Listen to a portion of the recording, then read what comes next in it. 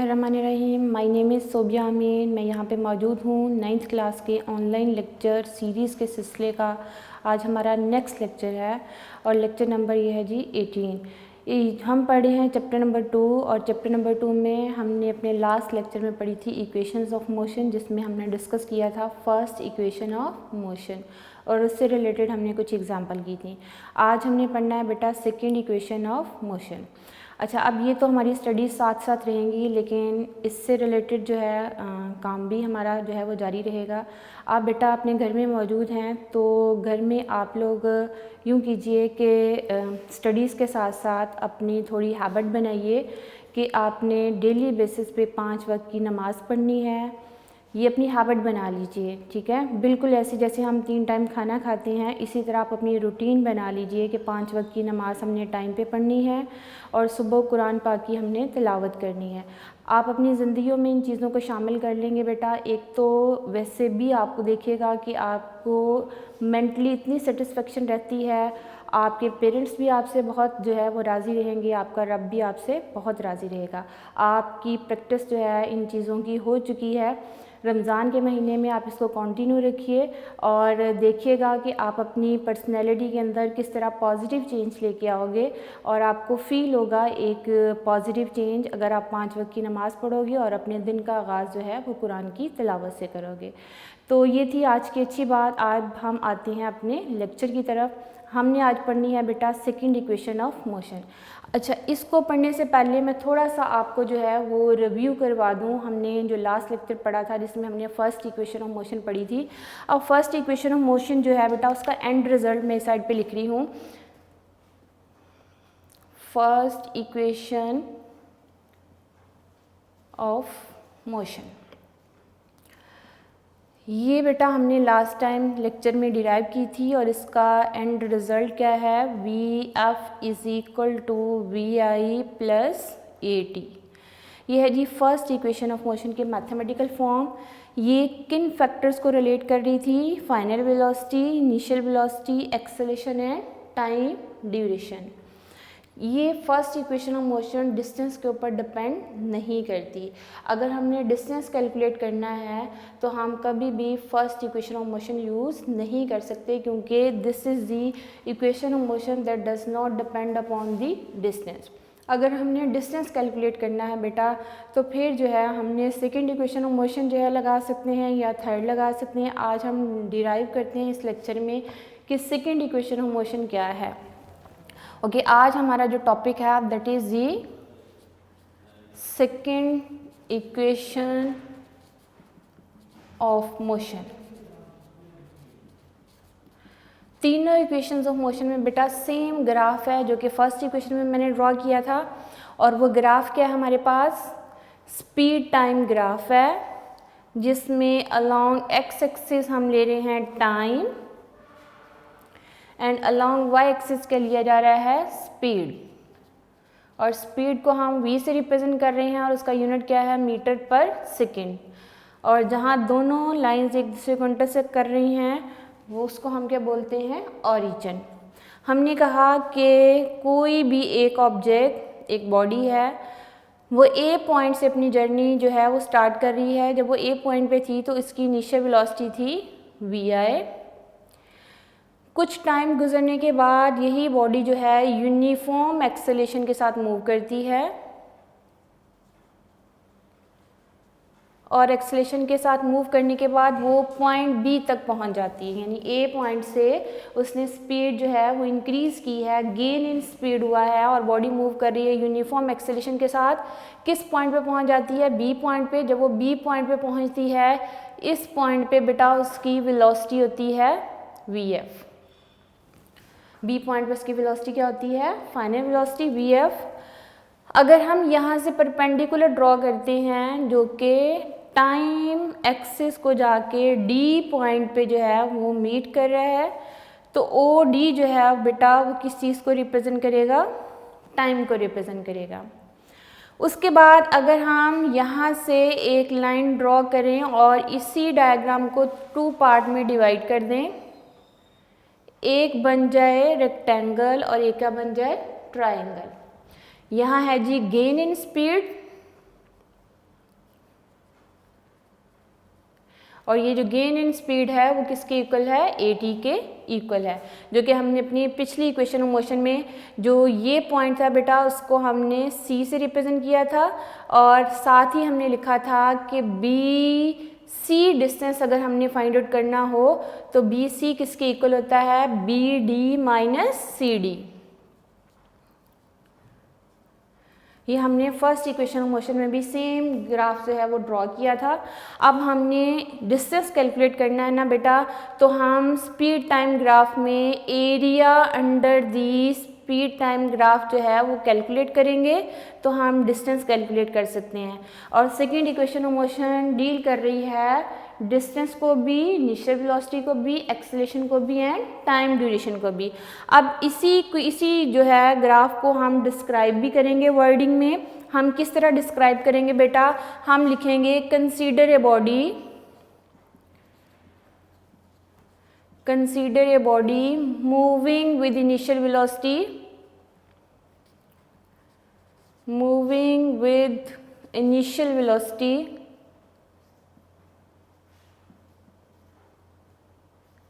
vi with uniform acceleration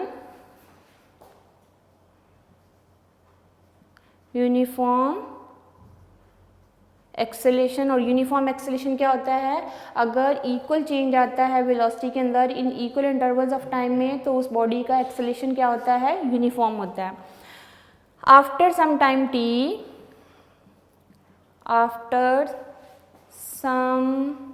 time t its velocity becomes vf,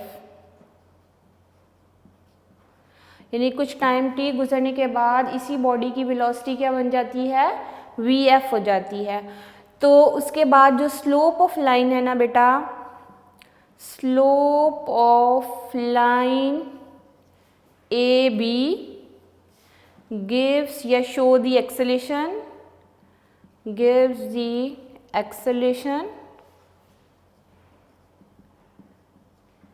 and area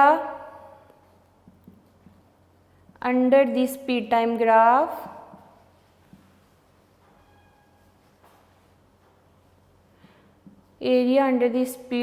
graph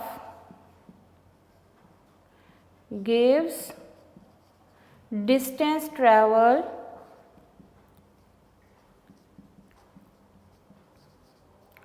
by moving object।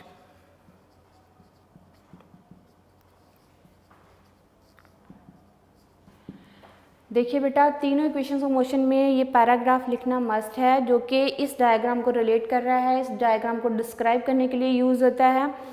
तीनों equations में first में भी ये लाजमी है लिखना, सेकंड इक्वेशन में भी इसको लिखना है and third equation of motion में भी इसको लिखना है। जो सेकंड इक्वेशन ऑफ मोशन है ना बेटा, इसमें हमने कैलकुलेट करना है distance covered by the moving object. और आप लोगों को एक चीज़ पढ़ा दी हुई थी पिछले लेक्चर्स में कि डिस्टेंस किसके इक्वल होता है, अगर हमने किसी भी मूविंग ऑब्जेक्ट का डिस्टेंस कैलकुलेट करना हो तो distance is equal to area under the speed time graph.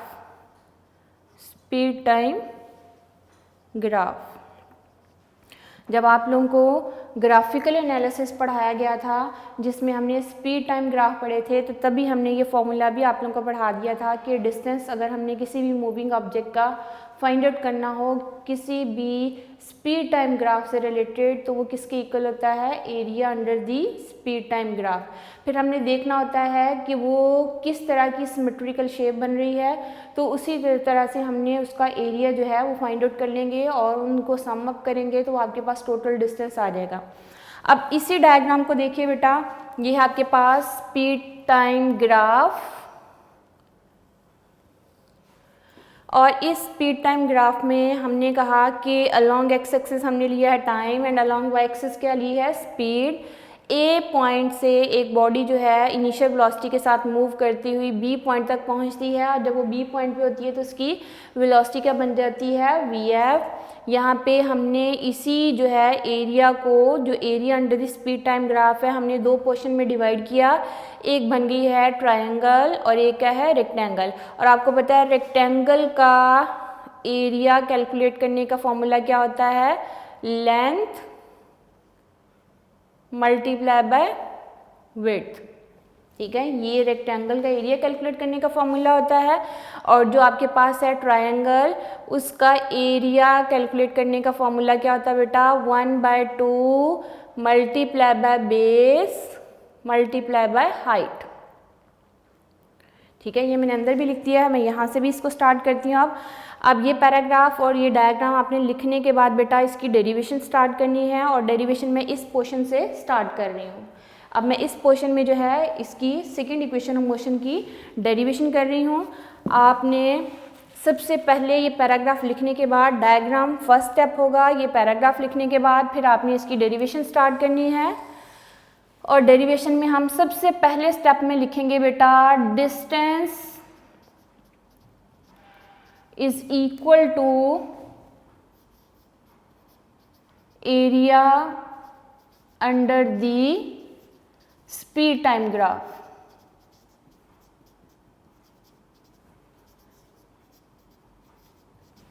और डिस्टेंस को हम रिप्रेजेंट करते हैं s के साथ। और यहाँ पे बेटा इस डायग्राम के मुताबिक देखिए हमने इसको दो पोर्शन में डिवाइड किया, एक बना दी है रेक्टेंगल और एक क्या बना दी है ट्रायंगल। रेक्टेंगल का एरिया हम लिखेंगे OACD क्या है रेक्टेंगल, और ट्रायंगल क्या है ABC क्या है ट्रायंगल। तो हम क्या लिखेंगे बेटा, distance is equal to area of rectangle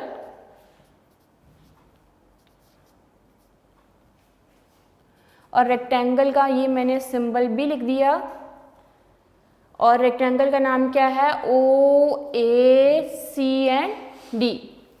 ये हमारे पास एरिया ऑफ रेक्टेंगल आ गया, प्लस हमने दूसरी हमारी सिमेट्रिकल शेप कौन सी बन रही है ट्रायंगल, तो क्या लिखेंगे एरिया ऑफ ट्रायंगल। ये मैंने ट्रायंगल का सिंबल बना दिया, और ट्रायंगल का नाम क्या है ABC,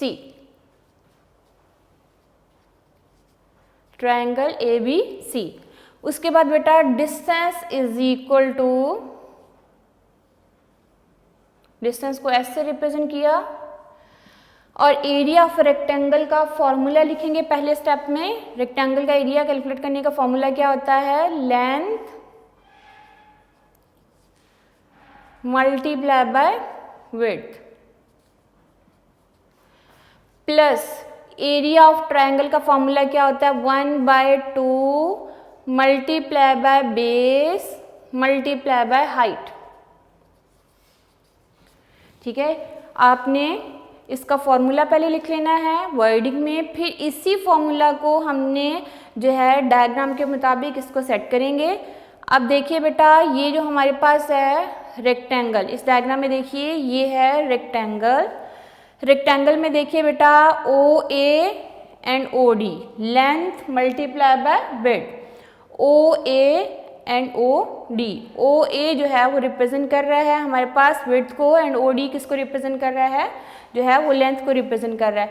तो हम जो है लिख रहे हैं बेटा OA multiply by OD, clear. उसके बाद 1/2 मल्टीप्लाई बाय बेस, ये है ट्रायंगल। ट्रायंगल का एरिया कैलकुलेट करने का फॉर्मूला क्या है 1/2 multiply by base multiply by height. उसके बाद ये मैं आगे गेन इन स्पीड जो लिखा था उसको रेज कर, ताकि आपको नज़र आ जाए कि ये है बेस मल्टीप्लाई बाय हाइट। अब हमने इसी डायग्राम के मुताबिक देखिए बेस क्या है AC एंड हाइट आपके पास क्या है BC। तो आपने इस ट्रायंगल को देख के आपने इसके नेम लिखने हैं, बेस AC है और हाइट क्या है BC। तो आप लिखोगे 1/2 मल्टीप्लाई बाय बेस है जी AC और हाइट क्या है BC। इस स्टेप को मैं फिर से रिपीट कर रही हूँ बेटा। देखिए जो रेक्टेंगल का एरिया कैलकुलेट करने का फॉर्मूला क्या है, length multiply by width. Length क्या है OA और विड्थ क्या है OD। तो ये हमने लिख दिया OA मल्टीप्लाई बाय OD। आगे है ट्रायंगल का एरिया कैलकुलेट करने का फॉर्मूला, वो क्या था 1/2 multiply by base multiply by height. ये मैंने लिखा 1/2 और इसमें बेस क्या है AC एंड हाइट क्या है BC। तो अब आपने ये चीज़ें लिख ली और इसको लिखने के बाद बेटा अब आप देखिए कि यहाँ पे बी सी किसके इक्वल था, that is equal to B D minus C D. ये हमने फर्स्ट इक्वेशन में भी इस चीज़ को जो है वो कर लिया हुआ है solve. B C distance calculate करना में किसकी इक्वल है, B D minus C D के इक्वल है। और यहाँ पे आपके पास ये क्या है, परपेंडिकुलर, और ये क्या है, बेस। यहाँ से अगर हमने एक्सेलेरेशन कैलकुलेट करना हो तो एक्सेलेरेशन किसके इक्वल होगा, base perpendicular divided by base. यहाँ पे परपेंडिकुलर किसके इक्वल है, बी सी के इक्वल, और बेस किसके इक्वल है, ए सी के इक्वल है। तो इन दैट केस बेटा आपके पास जो बी सी है वो किसके इक्वल आ जाएगा, ए टी के इक्वल आ जाएगा, क्योंकि ये एक्सेलेरेशन को शो कर रहा है, ये किस चीज़ को शो कर रहा है, टाइम को शो कर रहा है, ए सी टाइम को शो कर रहा है, ये किसको शो कर रहा है, एक्सेलेरेशन को। तो यहाँ से अगर मैं हिंट लिखती हूँ कि आपके पास जो है acceleration that is equal to B C divided by time taken, और यहाँ से बी सी फाइंड आउट करना हो तो वो किसके इक्वल होगा, ए को किससे मल्टीप्लाई कर देंगे, टी के साथ मल्टीप्लाई कर देंगे। ये हमारे पास जो है एक्सेलेरेशन के लिए फॉर्मूला है, acceleration is equal to perpendicular divided by base आ जाएगा। परपेंडिकुलर यहाँ पे क्या है, बी सी, और बेस क्या है, ए सी के इक्वल है। और यहाँ से हम क्रॉस मल्टीप्लिकेशन करेंगे तो बी सी किसके इक्वल आ जाएगा, ए टी के इक्वल आ जाएगा। ओके, ये लिखने के बाद बेटा आपने नेक्स्ट स्टेप में जो है अकॉर्डिंग टू डायग्राम देखना है ओ ए किसको रिप्रेजेंट कर रहा है, इनिशियल वेलोसिटी को। तो आप यहाँ पे लिख दोगे ओ ए किसको रिप्रेजेंट कर रहा है, इनिशियल वेलोसिटी को।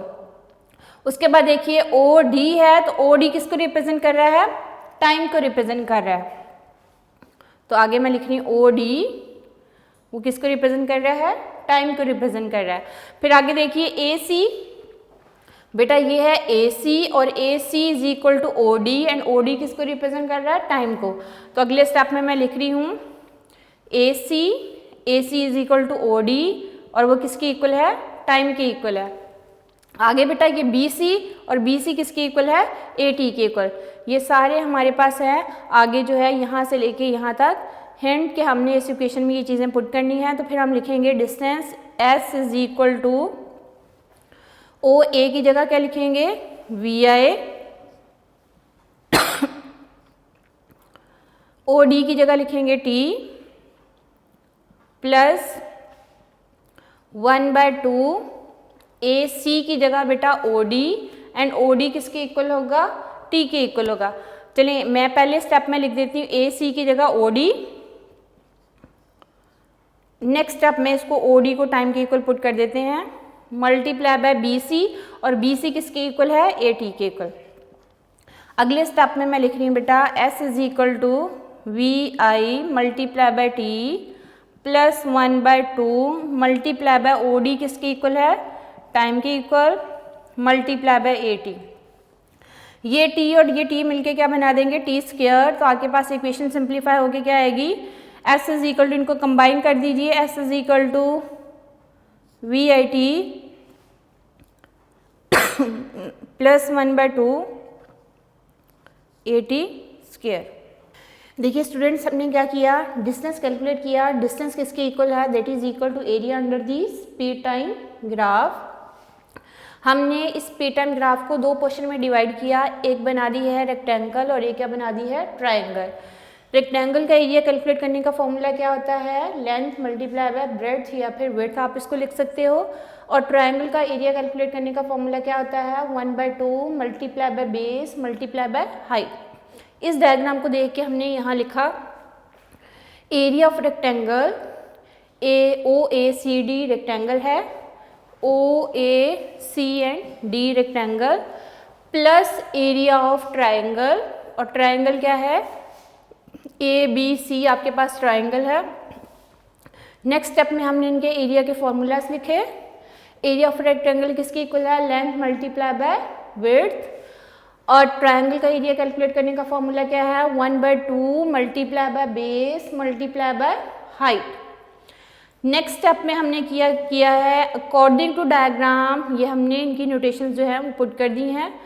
Length O A and O D से रिप्रेजेंट कर दिया हमने, length multiply by width plus 1/2 base, देखिए ये है ट्रायंगल, इसमें बेस AC से रिप्रेजेंट हो रही है और हाइट BC से रिप्रेजेंट हो रही है, तो हमने लिख दिया बेस की जगह AC और हाइट की जगह क्या लिख दिया है, BC लिख दिया। अब बेटा ये BC किसके इक्वल है हमने ये देखना है, ये अकॉर्डिंग टू डायग्राम। यहाँ तक आपको ये चीज़ें समझ आ गई हैं, ये सारी आगे जो है हिंट्स हैं, ये मैंने ब्लॉक में कर दिए हैं। बेटा एक्सेलरेशन किसके इक्वल है, acceleration is equal to BC divided by time. ठीक है, इस डायग्राम को देख के बताइए BC डिवाइडेड बाय AC और AC किसके इक्वल है, टाइम के इक्वल। चलिए यहाँ मैं पहले स्टेप में जो है acceleration is equal to BC divided by AC लिख देती हूँ। अगले स्टेप में एक्सेलरेशन को A से रिप्रेजेंट कर देते हैं, BC एज इट इज लिखा रहने देते हैं और AC को T के इक्वल लिख देते हैं। फिर देखिए यहाँ से कि BC क्रॉस मल्टीप्लिकेशन करोगे तो किसके इक्वल आ जाएगा, AT के इक्वल आ जाएगा। ये मैंने सारी जो है ओरिजिन कहाँ से आया, BC AT के इक्वल कैसे हुआ है, ये सारी चीज़ें लिख दी। उसके बाद बेटा OA किसके इक्वल है, इनिशियल वेलोसिटी के इक्वल। OD किसके इक्वल है, टाइम के इक्वल। AC यानी AC इक्वल टू OD है और OD किसके इक्वल है, टाइम के इक्वल। तो यहाँ लिखा हमने AC is equal to OD and OD is equal to time. अब यहाँ से हमने OA की जगह VI पुट किया, OD की जगह हमने टाइम पुट कर दिया है, प्लस 1/2 मल्टीप्लाई बाय AC था, AC की जगह मैंने स्टेप में OD पुट किया। आप यहाँ डायरेक्टली टाइम भी पुट कर सकते हो क्योंकि AC is equal to OD and OD किसके इक्वल है, टाइम के इक्वल है। और BC is equal to AT, BC की जगह हमने ये AT पुट कर दिया। अब नेक्स्ट स्टेप में हमने इन सबको कंबाइन किया तो VI के साथ मल्टीप्लाई हो रहा है तो ये आ जाएगा VIT plus 1/2 AT square. This is the second equation of motion, this is the second equation of motion.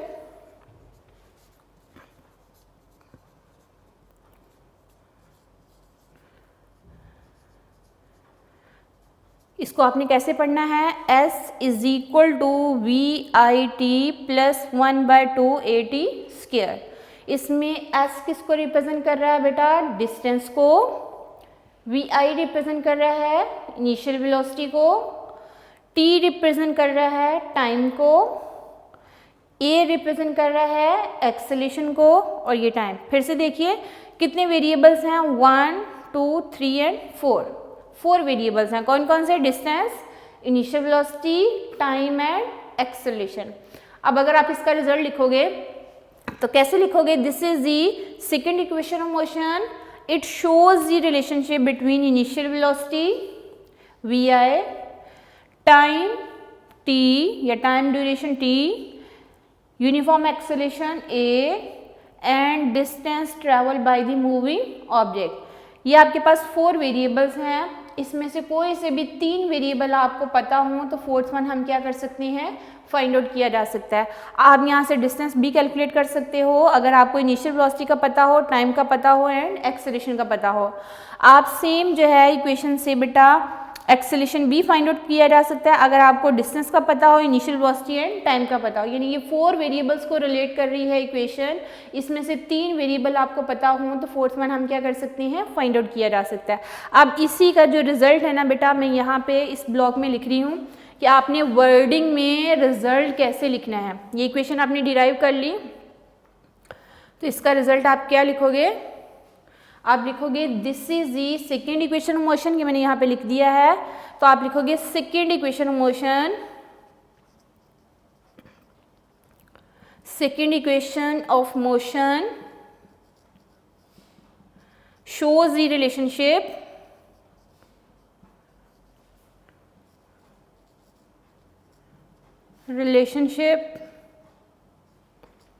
between initial velocity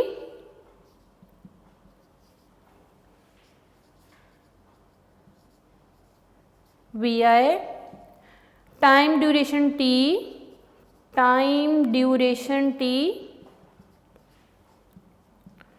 acceleration A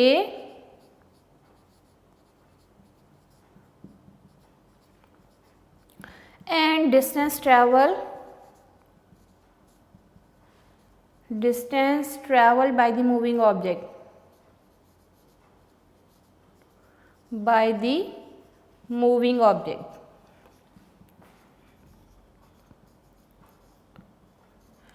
If 3 variables will be given, then 4th one variable can be find out. ये आपका result है second equation of motion का बेटा. और second equation of motion does not depend upon the final velocity.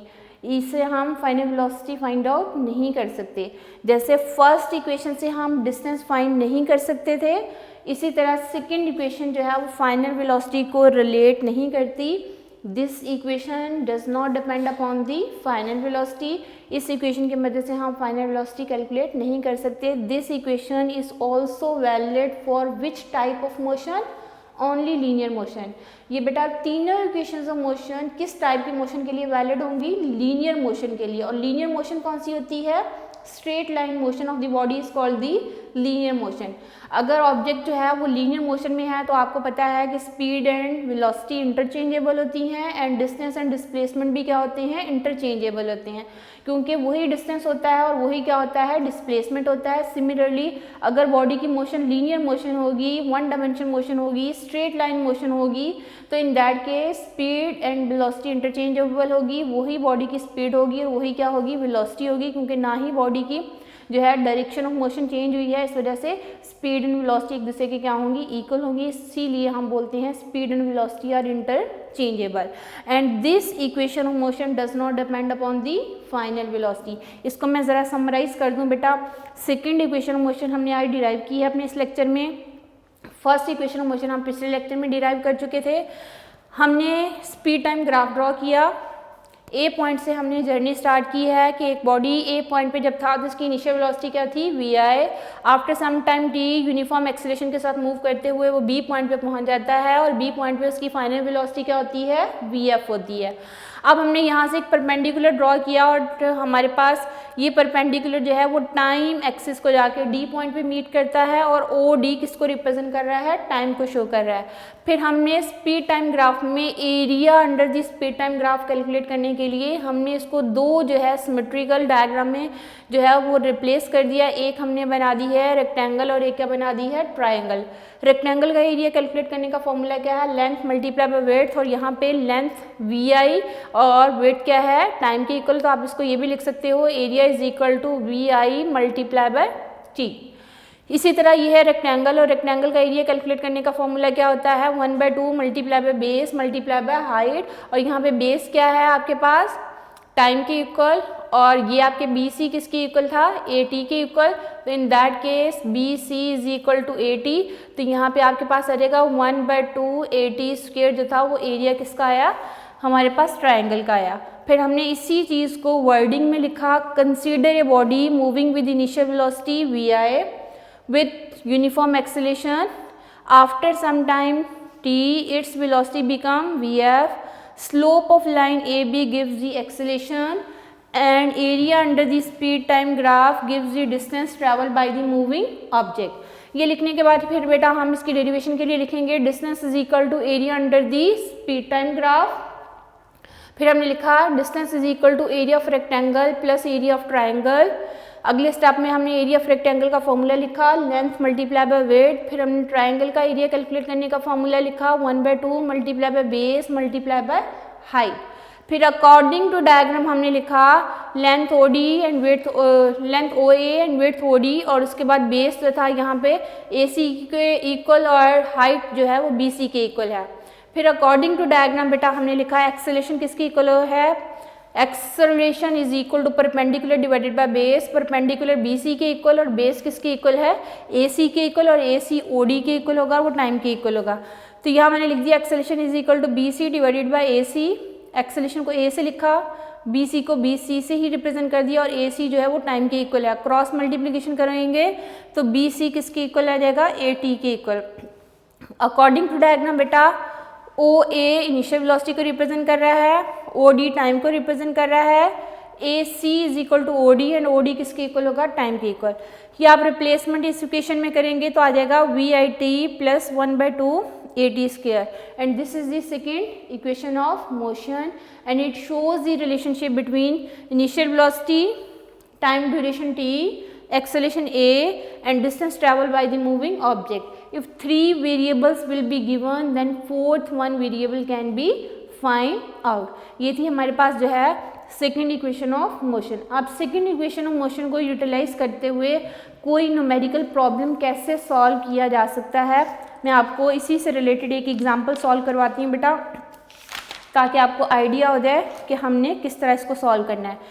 Example बेटा 2.10 and 2. जो है वो 1 हमने पिछले लेक्चर में सॉल्व कर ली थी। अब चूँकि डिस्टेंस से रिलेटेड है तो हमने ये सेकेंड इक्वेशन यूटिलाइज करनी है, यूज़ करनी है। तो ये मैं 2.12 न्यूमेरिकल आप लोग एग्जाम्पल आप लोगों को करवा रही हूँ, और आप इसकी जो है वो कंप्लीट 4 मार्क्स का लॉन्ग क्वेश्चन आता है बेटा बोर्ड में, इंतहाई इंपॉर्टेंट है, बहुत दफ़ा रिपीट हुआ है। इसको एज इट इज़ लिखना है। पहले स्टेप में डायग्राम बनेगी, नेक्स्ट स्टेप में डायग्राम को डिस्क्राइब किया जाएगा, थर्ड स्टेप में हम ये कंप्लीट डेरिवेशन यहाँ तक करेंगे, फोर्थ स्टेप में आपने डेरिवेशन करने के बाद इसका क्या लिखना है, रिजल्ट लिखना है। अगर आप इन स्टेप्स के साथ अपना लॉन्ग क्वेश्चन अटेम्प्ट करते हो तो फिर आपको 4 में से 4 मार्क्स अवॉर्ड किए जाते हैं। आप इसमें से कोई चीज़ भी स्किप करोगे, आपने डायग्राम ड्रॉ नहीं की तो 0 मार्क्स।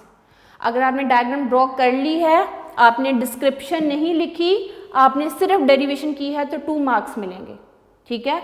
अगर आपने डायग्राम भी ड्रॉ की, डिस्क्रिप्शन भी लिखी, डेरिवेशन भी की और एंड पे रिजल्ट भी लिखा है तो फिर 4 में से 4 मार्क्स अवॉर्ड किए जाते हैं। तो इसलिए अगर आपने 100% मार्क्स लेने हैं, और आपको पता है कि फिज़िक्स ऐसा सब्जेक्ट है जो कि 100% मार्क्स देता है, मैथमेटिक्स में भी 100% लेने के जो है चांसेस होते हैं, और फिज़िक्स में भी 100% लेने के चांसेस हैं। अगर आपने 100% मार्क्स लेने हैं तो फिर इसी स्टेप्स के साथ, इसी मेथड के साथ आप इस लॉन्ग क्वेश्चन को अटेम्प्ट करोगे। अच्छा बेटा, अभी एग्जांपल हम कर रहे हैं 2.12, जो कि आपकी टेक्स्ट बुक का पेज नंबर है 47,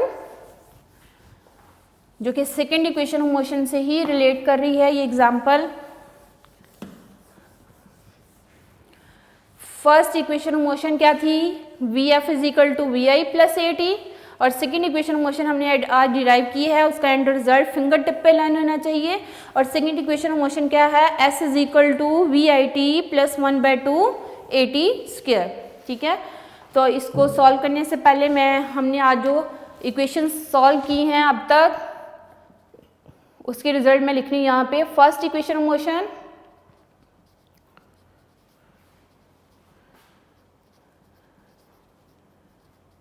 फर्स्ट इक्वेशन ऑफ मोशन क्या थी बेटा, Vf = Vi + At। This equation does not depend upon the distance. और आज हमने सेकेंड इक्वेशन डिराइव की है, सेकेंड इक्वेशन ऑफ मोशन, और सेकेंड इक्वेशन का एंड रिजल्ट क्या था, S = Vit + 1/2 At², ठीक है। ये आज हमने डिराइव किया है इक्वेशन सेकेंड। थर्ड जो है नेक्स्ट लेक्चर में डिराइव करेंगे। इसी से रिलेटेड बेटा एग्जाम्पल है 2.12, एग्जाम्पल 2.12। बुक का पेज नंबर कौन सा है, बुक पेज नंबर है जी 47। जैसी आपको ये करवाई जाती है तो आप इसकी स्टेटमेंट जो है 1-2 दफ़ा पढ़ लिया करो, ताकि आपको इजी हो जाए इसकी अंडरस्टैंडिंग। अच्छा बेटा, 2.12 की स्टेटमेंट है, ए बाइसाइकिल एक्सेलरेट्स एट 1 मीटर/सेकेंड²। क्या वो स्टेटमेंट में कह रहा है कि बाइसाइकिल का एक्सेलरेशन क्या है, 1 मीटर/सेकेंड²। तो गिवन डाटा में आप क्या लिखोगे, आपके पास गिवन डाटा में लिखोगे एक्सेलरेशन A = 1 मीटर/सेकेंड²। और उसके बाद नेक्स्ट जो है उसने कहा with N initial velocity of 4 मीटर/सेकेंड। किस वेलोसिटी के साथ वो मूव कर रहा है, 4 मीटर/सेकेंड के साथ जो है वो मूव कर रहा है फॉर 10 सेकेंड। तो initial velocity that is equal to Vi, और वो है बेटा 4 मीटर/सेकेंड। कितने टाइम ड्यूरेशन के लिए, टाइम जो है T = 10 सेकेंड। और उसने कहा find the distance move by it during this interval of time. आपने फाइंड क्या करना है, टू फाइंड की हेडिंग दीजिए, फाइंड क्या करना है, डिस्टेंस। डिस्टेंस को हमने एस से लिखा और ये आपने क्या करना है, फाइंड आउट करना है। अच्छा, फिर से एक दफ़ा स्टेटमेंट पढ़ देती हूँ ताकि आप लोगों को गिवन डाटा जो है समझने में आसानी हो जाए। स्टेटमेंट है बेटा, a bicycle accelerates at 1 metre per second square from an initial velocity of 4 metre per second for 10 second, find the distance move by it during this interval of time. आपने डिस्टेंस क्या करना है, calculate करना है। और आपने अभी तक 2 इक्वेशंस पढ़ी हैं। फर्स्ट इक्वेशन में जो है वो डिस्टेंस मौजूद ही नहीं है। फर्स्ट इक्वेशन कभी भी डिस्टेंस को कैलकुलेट करने के लिए यूटिलाइज नहीं होगी। हम कौन सी इक्वेशन यूज़ कर सकते हैं, सेकंड इक्वेशन। बेटा सेकंड इक्वेशन में देखिए variable initial velocity, time and acceleration. और से देखो हमारे गिवन डाटा में हमें इनिशियल वेलोसिटी भी गिवन है, एक्सेलरेशन भी गिवन है, टाइम ड्यूरेशन भी गिवन है। आप easily second equation of motion use करते हुए क्या चीज़ फाइंड आउट कर सकते हैं, डिस्टेंस। तो हम लिखेंगे according to second equation motion, according to second equation of motion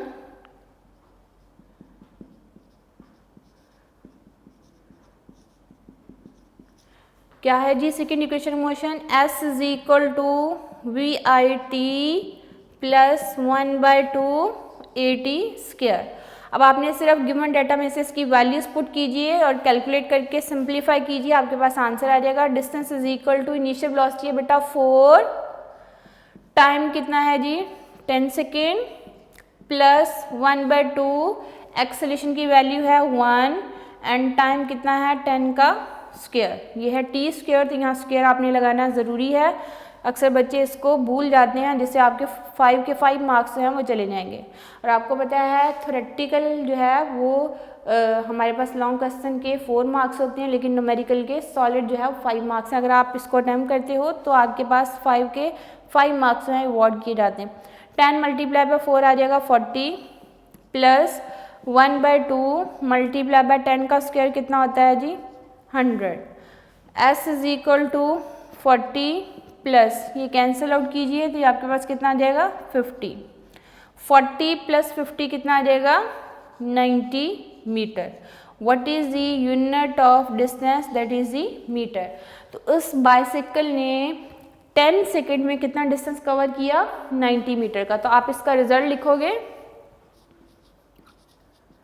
result is equal to distance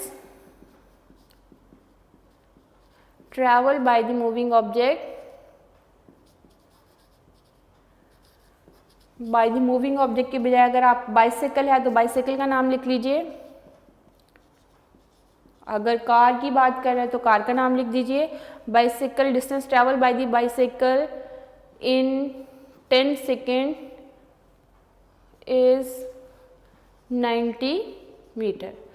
यह है जी इस क्वेश्चन का रिजल्ट। डिस्टेंस उस बाइसाइकिल ने कितना ट्रैवल कर लिया 90 मीटर, अगर वो 4 मीटर पर सेकंड के लिहाज से जा रहा है। तो ये सेकंड इक्वेशन ऑफ मोशन से हम न्यूमेरिकल प्रॉब्लम्स को सॉल्व कर सकते हैं। उन न्यूमेरिकल प्रॉब्लम्स को सॉल्व किया जा सकता है जिसमें बॉडी की मोशन क्या होगी, लीनियर मोशन होगी। और सेकंड इक्वेशन ऑफ मोशन बेटा फाइनल वेलोसिटी पर डिपेंड नहीं करती। अगर आपसे कहा जाए कि फाइनल वेलोसिटी कैलकुलेट करनी है तो आप फर्स्ट इक्वेशन लगा सकते हो, सेकंड इक्वेशन नहीं यूज़ होगी। सेकंड इक्वेशन सिर्फ किस चीज़ के लिए कैलकुलेट करने के लिए यूज़ होती है, डिस्टेंस के लिए या फिर एक्सेलरेशन के लिए या फिर इनिशियल वेलोसिटी के लिए। तो आपके पास ये थी सेकंड इक्वेशन ऑफ मोशन। और आज के लेक्चर में हमने बेटा एक एग्जांपल की है 2.12 एंड हमने सेकंड इक्वेशन ऑफ मोशन की डेरिवेशन की है। और आप इसकी घर पे प्रैक्टिस कीजिए। जो सेकंड चैप्टर है इसमें से बोर्ड में लॉन्ग क्वेश्चन आता है, या वो थ्योरेटिकल देते हैं या न्यूमेरिकल दिया जाता है। यानी यूँ समझ लीजिए कि सॉलिड जो है 4 या फिर 5 मार्क्स लॉन्ग क्वेश्चन के इसमें से आते हैं, और शॉर्ट क्वेश्चन भी ऑलमोस्ट जो है 3 शॉर्ट क्वेश्चन इस चैप्टर में से पूछे जाते हैं बोर्ड में हर साल। एक MCQ भी आता है इस चैप्टर में से। छोटा सा चैप्टर है, इसको अच्छा सा लर्न कीजिए, साथ साथ लर्न कीजिए। लेक्चर वाइज आप लोगों को जब पढ़ा दी जाती हैं चीज़ें, आप इसको लर्न करके कॉपीज़ के ऊपर लिख के ज़रूर देखिए, क्योंकि जब आप एक चीज़ को लर्न करने के बाद कॉपी के ऊपर लिख लेते हो तो ये एक स्टैम्प लग जाती है कि आपको ये चीज़ लर्न हो गई हुई है और अब आपको कभी नहीं भूलेगी। क्लियर? और घर में रहिए, सेफ रहिए और अल्लाह को याद करते रहें और 5 वक्त की नमाज़ पढ़ें। कल तक के लिए दोबारा जो है हम नेक्स्ट लेक्चर के साथ आएंगे। अल्लाह हाफ़िज़।